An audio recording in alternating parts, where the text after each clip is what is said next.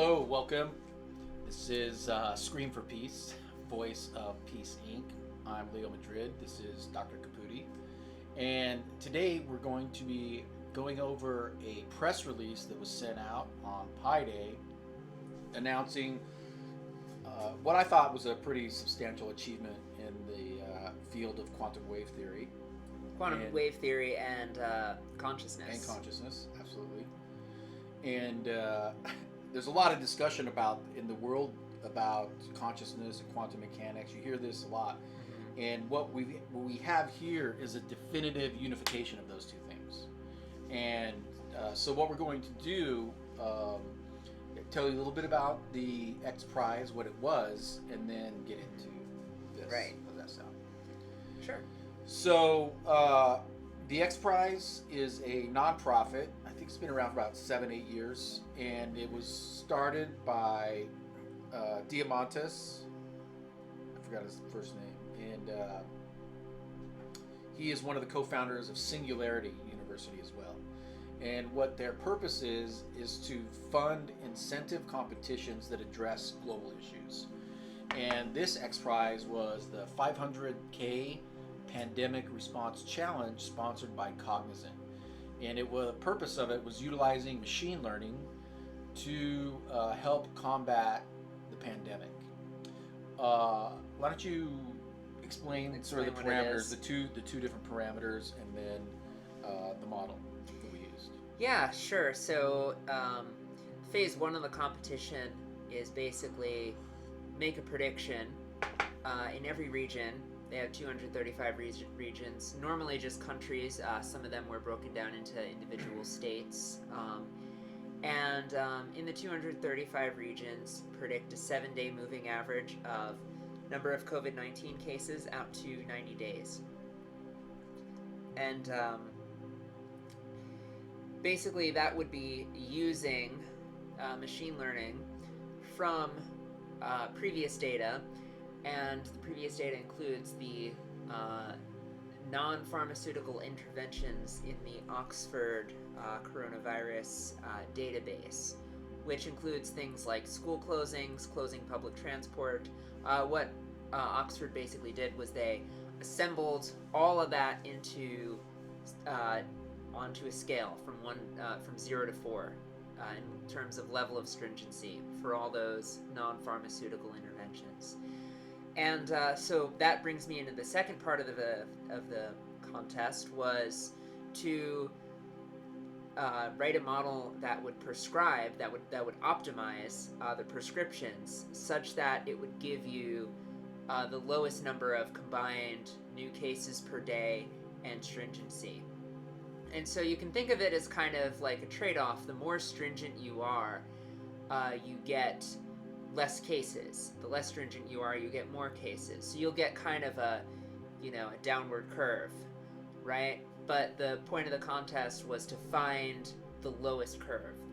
How close to 0 cases and 0 stringency could you get with machine learning? And so that was I would say the bulk of where they were looking for innovations and because it's an optimization problem, but it has never been, there's no standardized model out there that does anything like that. So teams kind of had to get creative and and innovate. And that we did. So we'll go through the press release, and if you're downloading it, you can download it from the comments section if you want to take a look at it as we go. And this was a 4-month global competition, and we joined it in November, right after Thanksgiving. So we were a little bit late to be joining it, and it just ended in March, the second week of March, and over 350 teams originally pre-registered that signed up and expressed interest. Of those, 104 were actually met the requirements and were accepted into the competition. Of those 104, 48 made it to the finals, and of the 48, only about 20 of us actually crossed the finish line and finished it. So what makes this also unique is, of all of those teams, we were the only ones with the quantum computing algorithm. Everybody else was using conventional machine learning. So in a way, we came in first. There we go. First out of one. Right. But I think it's a very substantial achievement in that I am unaware of any other machine learning algorithm contest where a quantum computer actually participated next to conventional computer. I don't know if that's existed yet. I haven't seen it. I haven't either. So I think that's a pretty substantial achievement. And what we've done, the following, there is some technical information here. If you don't know somebody, or if you're not at the PhD level or a high degree of mathematics, and have an understanding of sort of the state of science, some of the subtleties in this press release might go missed. For example, telling from the headline, we've unified quantum mechanics and relativity in a hybrid quantum computer. To the general public, that's neat, cool. I have no idea what that means, but if you talk to a physicist, most of them, if they know what they're talking about, will be like, that's not possible. That they'll say, because nobody's ever unified quantum mechanics and relativity together yet, and here we actually have done that. And so there's that aspect of it, and then there's also the mind-matter interaction aspect. So for many decades, Princeton actually operated a department called the PEAR Labs, Princeton Anomalies Research Labs. They were studying something called electron tunneling. In our device, this hybrid quantum computer over here, this is H.A.L.O, and right here, this device, these little circles, are all built on solid-state computers utilizing the electron tunneling process. And so we have taken that research and I believe achieved what they were looking for, at least at the minimum level. And if you go to one of the leading organizations in the consciousness research fields is IONS, Institute of Noetic Sciences. If you go to IONS and if you look under their hypothesis, they will say specifically they are looking for what they call their moonshot is the ability to show mind consciousness influence on a physical system. And that's what this project... In a replicable way. In a replicable way. And that's what this project actually does. It achieves that with the absolute highest quality standards that are even possible to expect. Right? Well, it's a competition. Well, it's a competition. It's judged. Yeah. There are judges there. And from looking at the judges' background, none of them had a background in quantum mechanics, or quantum wave theory, or quantum computing. Matter of fact, I think we're the only ones that even use the word quantum in the entire competition. So the fact that we actually finished and we were invited to the XPRIZE alumni network shows that the judges didn't understand what they were looking at exactly, but it works.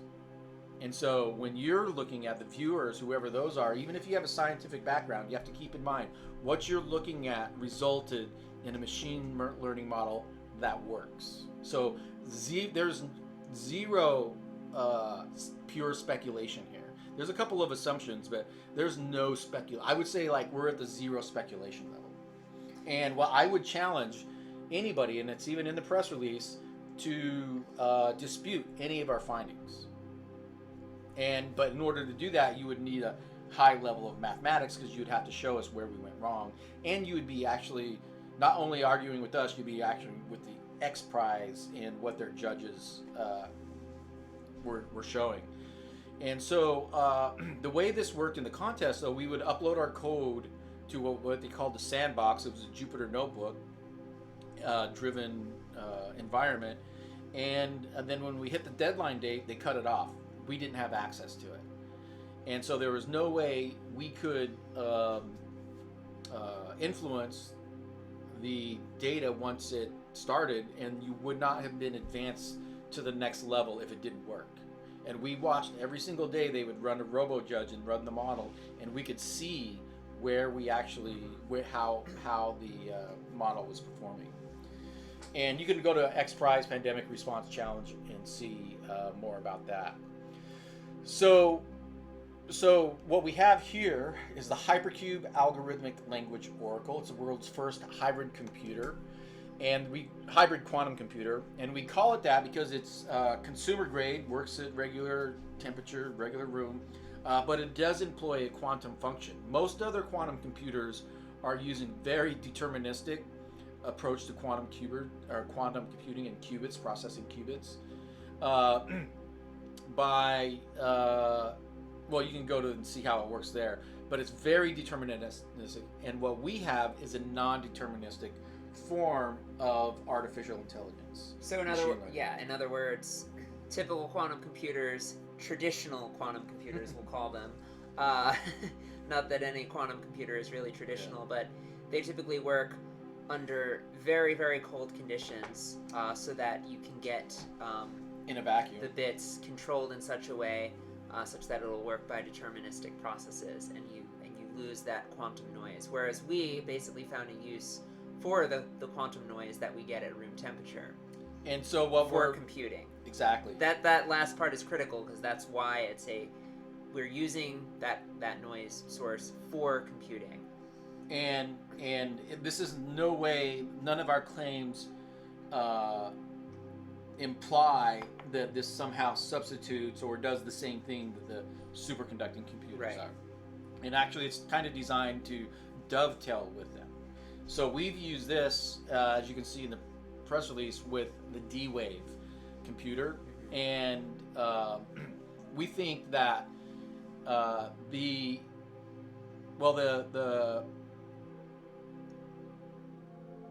P.e.a.c.e labs was in operation for 30 years, maybe not that long, but quite a couple of decades. And then they evolved. Then they evolved into the I.C.R.E.A.L, International Consciousness Research Lab. So those are kind of the same groups, and they've been trying to achieve this with ions, like I said, for decades. And we believe this is the first instance. Like if you can look here with A.I.M. So this circle of lights here is what we call A.I.M. A.E.M. It's the ethospheric modulator. And these are subtly influenced by electromagnetic pulsations coming from the human body. That's how I like to put it. And it shows, you can see the coherence happening. Actually, it's happening right now when the colors look similar.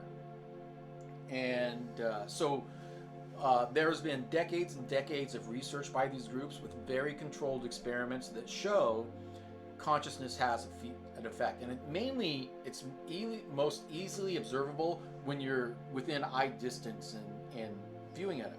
Now, where I think P.e.a.c.e really made a big mistake in this is they handed this project off to the psychic freaks.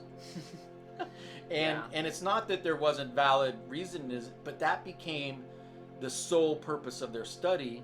Was they had a predispositional bias and something they were trying to prove, rather than actually looking at the science and looking at it. Because when I looked at this, when I first came up to it, working with arrays was one of the first things that came to my head.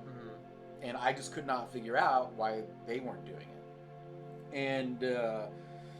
And so what we have, where most of the other so the P.e.a.c.e labs at Princeton and all the other researchers generally restrict their research to one of these. They got one of these in a computer plugged in somewhere in the back, and what they're focusing on is the non-local effect that humans seem to have on them, while completely ignoring the most replicable position of that, and that is the local effect when people are in with it, because that's much more easy. That's easier to control and much easier to replicate rather than these long. So like that was when I first saw that. That's kind of where I went in this.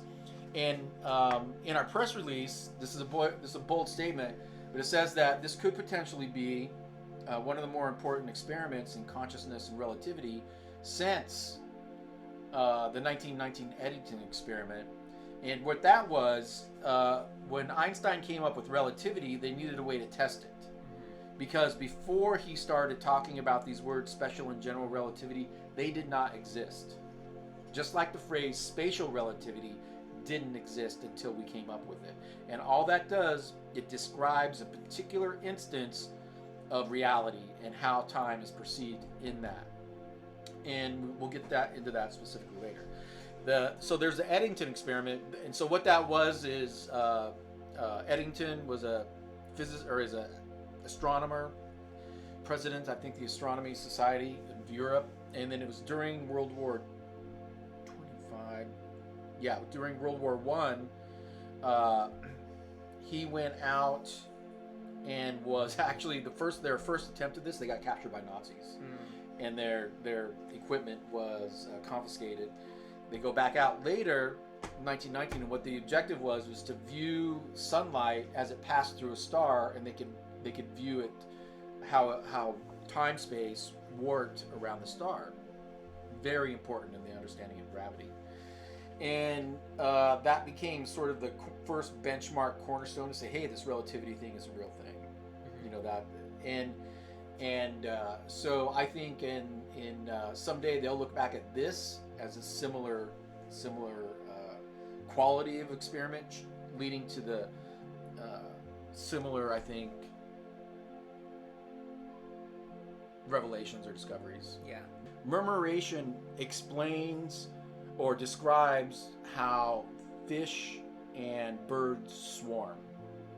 Right? There's absolutely no I mean, there's still stuff to be studied, but people know now that that's through echolocation. There's lots of different senses that birds and bats and fish have, lots of different organs, I guess you could call them, or body parts that facilitate this, right? And as humans, we know that when people lose their sight, oftentimes they get very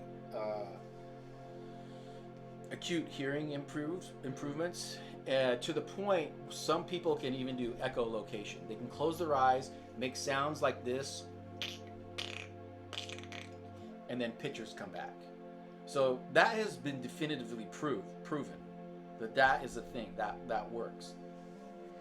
And so anthromurmuration is describing how that swarming effect applies to humans, and in particular with this device. So typical, I think, measurement instruments can detect body heat from something like up to 10, 12 feet away. But that's just because that's the state of the equipment we have. So here's where one of the assumptions comes in, which I think is a very valid, it's a easy to take assumption, and that is everybody's heartbeat has been going since before they were born, right? And your heart is actually it's kind of a timepiece. When you think of my heart, is usually beating at 60 times per minute, right? It's like clockwork.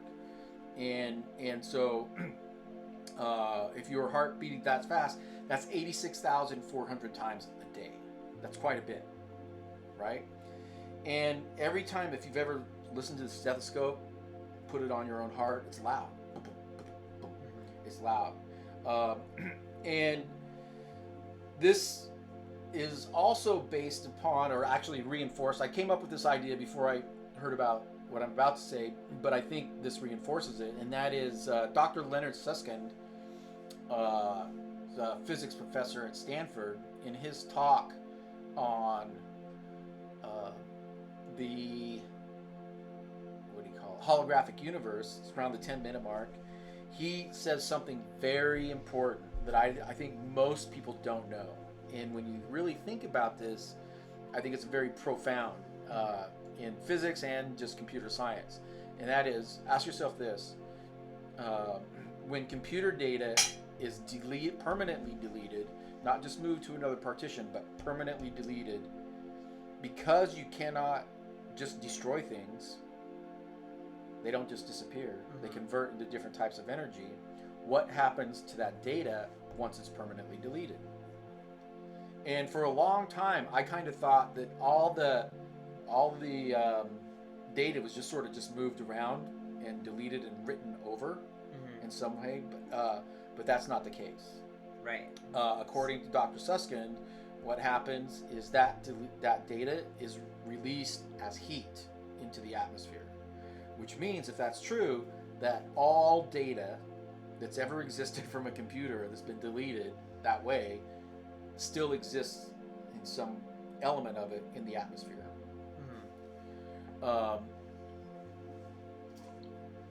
So based on that, my thoughts were, okay, well, if that's what happens to delete, what happens to thoughts and emotions, because they're forms of energy, after they're felt and thought?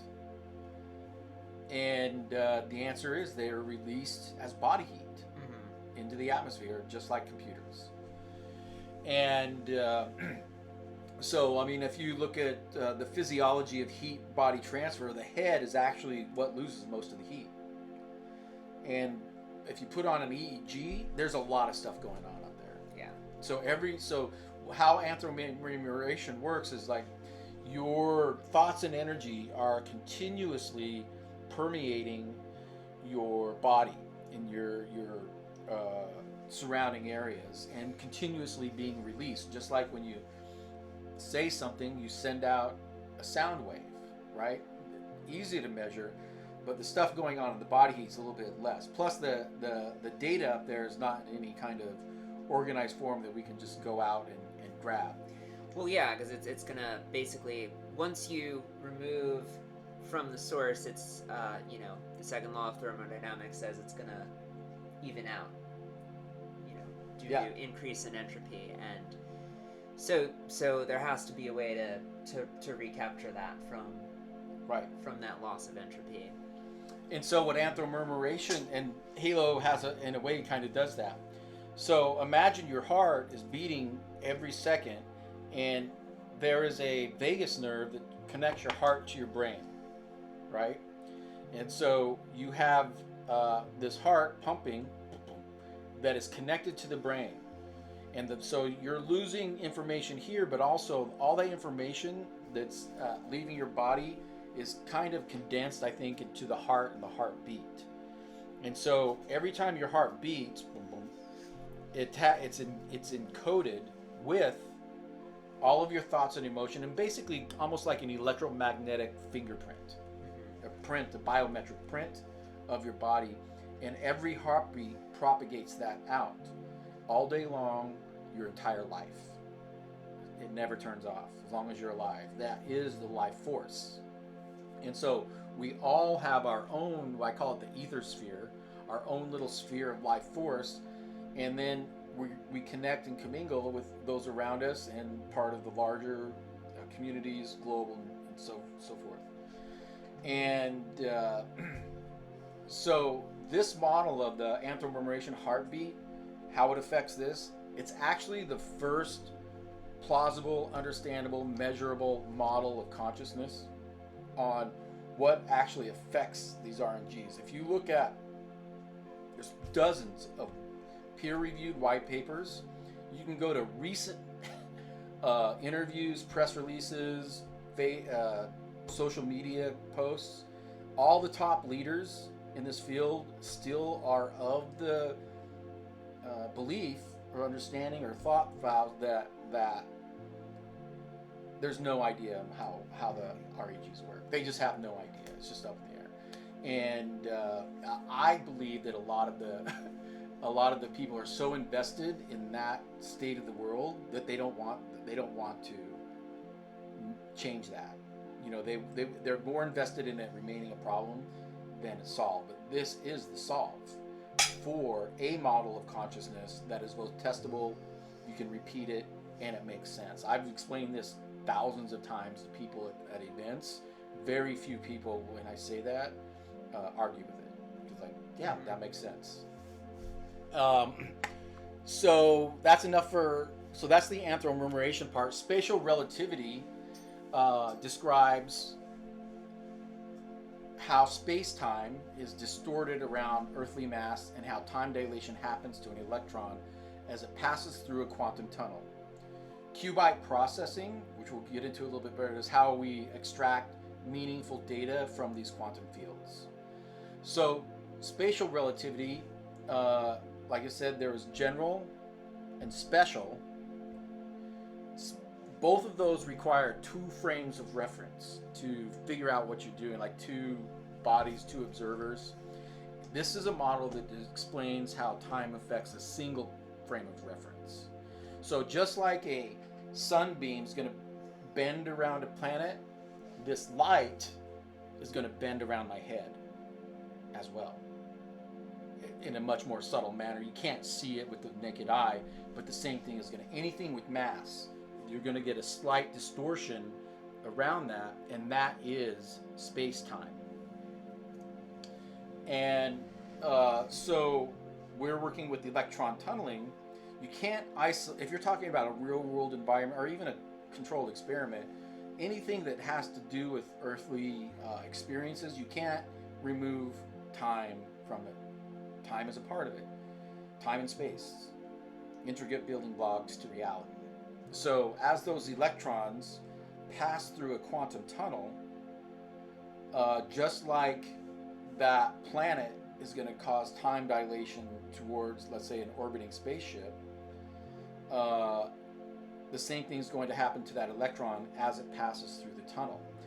Now that alone, I don't think is a revelation, because you could say that about anything. Literally, just a car passing through a tunnel probably has a similar effect. So in other words, what we're talking about is, when we go back to the unification of quantum mechanics and relativity, you're not just saying that, oh, you have an electron that's quantum, and it passes through this field and it's affected by time. There's the unification. That's not what it is. That's not the claim. I think that's where it started. Right. But that in itself, you can't really measure. I don't think that gives you a strong enough experience or even look at to say, well, that's a real meaningful observation. So that's not right. So can you take us from there to the claim in this press release, which is that we've unified quantum mechanics and relativity? And that is with qubit processing. That is the qubit processing. So we actually take not one electron but 8 and run them through the same thing, but we use an array. And just like in mathematics, you have binary code, and so we convert the readings that are coming out there, ones and zeros, into binary, connect those to a database, and then that's where the magic happens. And so this device right here, you can see that there's actually 10 electrons passing through all of those, and you can see the coherence pop up every once in a while with the similar colors. So what we're actually looking at is a time dilation device. When you're looking at that, you're seeing, well, when I look at it, I don't just see colors, I see sort of like what the data would be. But you're actually seeing data streams expressed as light and time dilation occurring there. And so those are the how the two work together. Those are two components. Think of the yin yang working together. In the model of consciousness is how the consciousness works and how we measure it, how we detect it, those kind of things. In the future, we'll be doing some, I think, more in-depth studies with actual brainwaves. We have an EEG back here, and we'll be looking for correlations between H.A.L.O and EEG. So haven't got quite to there yet. So as we said, the unification of relativity and quantum mechanics has been something that people have been looking for, physicists have been looking for probably close to or more than 100 years, and we have one here. But this is not in any way invalidating the other work that other people are doing out in outer space. Completely, really quite different. And I'm more interested in inner space. For the predictor model, we actually just used the LSTM, long short-term memory, and took the Oxford database variables the non-pharmaceutical interventions, and the Global Consciousness Project, and put that in there. And then what H.A.L.O did separately at the time, was we ran, we pulled data using qubit processing from the electron tunneling devices, and then looked at how that quantum noise source would either improve or make our model worse, right? And we would evaluate that. Now, yeah, you're going to have some regions that it predicts worse in, some regions that it predicts better in. But the real magic happens when we use the binary classification. Binary classification means there's only one of two possible states. It's either a hit or a miss. We called it a hit if it improved the forecast. We call it a miss if it did not improve the forecast. And we trained the D-wave, trained and tested the model on the D-wave that would give us better, that allows us to better sample the quantum noise source that is better tailored to making the model work better. And so that would typically periods of this generating noise that makes the model better would be when we're in coherence with it on some level. And the phase 2 basically worked the same way. You know, like I said, it was an optimization problem rather than LSTM forecasting, so that's where the NEAT model came in, neuroevolution of augmenting topologies. And basically, we used H.A.L.O's electron tunneling qubit processing in a similar way. Had it produce numbers and use the D-wave binary classification algorithm to distinguish hits from misses, that is, distinguish where we were able to make the trade-off better versus make it worse. The trade-off being the trade-off between the number of cases and the stringency of the interventions. Because obviously, you don't want either, both are costly, and to get an optimal minimization of lockdown stringency and COVID cases is really what we're after. And we used the relationship between, or the mind-machine interface to do it. And as far as we're aware, we're the first team with this. Well, we're the first team really with this approach to computing and artificial intelligence, but also to use anything relating to consciousness in this sort of a competition, where we use it to solve a real world problem in a global competition, competing with mainstream scientists and other universities. Yeah, we finished ahead of other teams. Many of them were universities and artificial intelligence labs associated with companies and actual AI companies. Yeah. And so one of the more mysterious elements of this, where people say, well, how does all this work? You know, I explained the Anthromurmuration, but in the press release, in like the next paragraph says, through Anthromurmuration, biofeedback, and retro-wave propagation, the NEDs on H.A.L.O experience the observer effect. So what does that mean? There's two Anthromurmuration, and it's the part where your heart is beating, your waves are encoded with data. That's what gives it more energy, and this computer can detect lower or higher states of coherence. And retro wave propagation, I've got a couple of yeah. Computer, stop. There's two types. I'm sorry, I use this to describe two different ways. I sometimes use the phrase retro wave propagation, or retro causation can be used as well. And I think I'll explain this in an analogy. And I call it the fish tank analogy.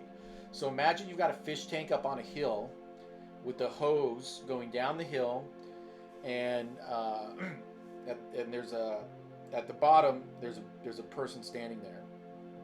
And inside the tank, there's a whole bunch of fish with a screen so they won't go out into the hose.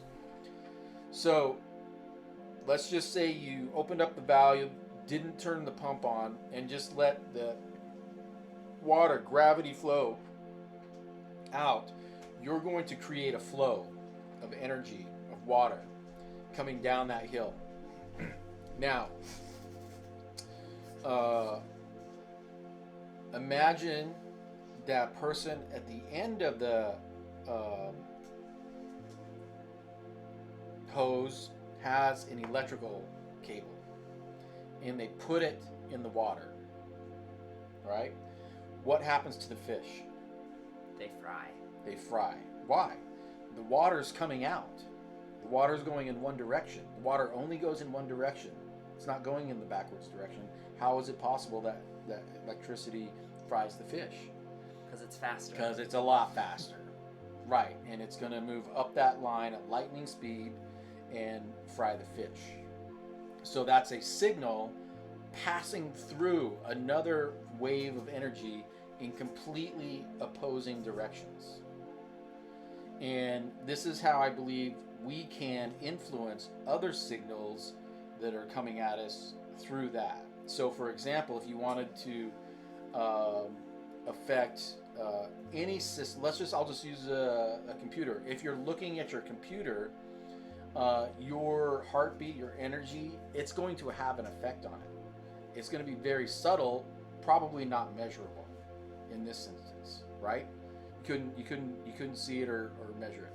Whereas the RNGs are designed to actually, like for example, when you're looking at this light right here, which is kind of incoherent now a little bit, you're looking at it while simultaneously experiencing that retro wave propagation. Our energy is not only going through that, but it's also traveling through that light. The light is that water flow and part of the catalyst that allows that energy to continue in that other direction. So those two components will work together to create anthromurmuration, and it's not just a one-way signal, it's two ways. We get into that in some other experiments as well.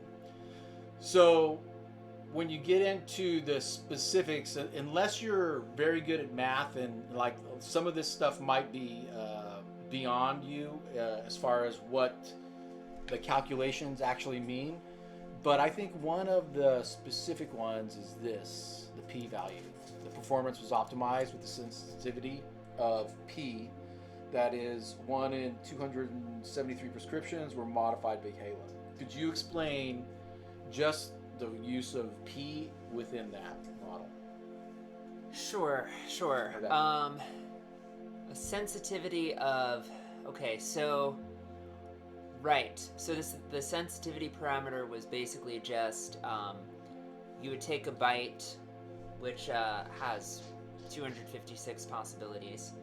And it would actually, I would take 2 bytes. So that would get us to 256 squared, or around 65,536, I think is the number. But you get around that many, and the sensitivity is basically saying what threshold in that. So in other words, if you get a bit, if you get a certain number of ones or a certain number of zeros in that string of 2 bytes, that would trigger that cell to be modified by the electron tunneling noise. And so using that kind of sensitivity, where roughly 1 in 273 prescriptions would be modified, that's what optimized the trade-off curve. Okay, and so that kind of covers the first part of the competition. And if you wanted to summarize it, I would say it was kind of like a race, where everybody else was driving sports cars, and we showed up with a turbocharged bicycle, right? Yeah. And a stealthy, futuristic bicycle that really outpaced 80 of the other cars. So if you showed up to a race, didn't come in first, but you beat 80 other cars with the bicycle, wouldn't that be substantial? Yes. Very. Very substantial.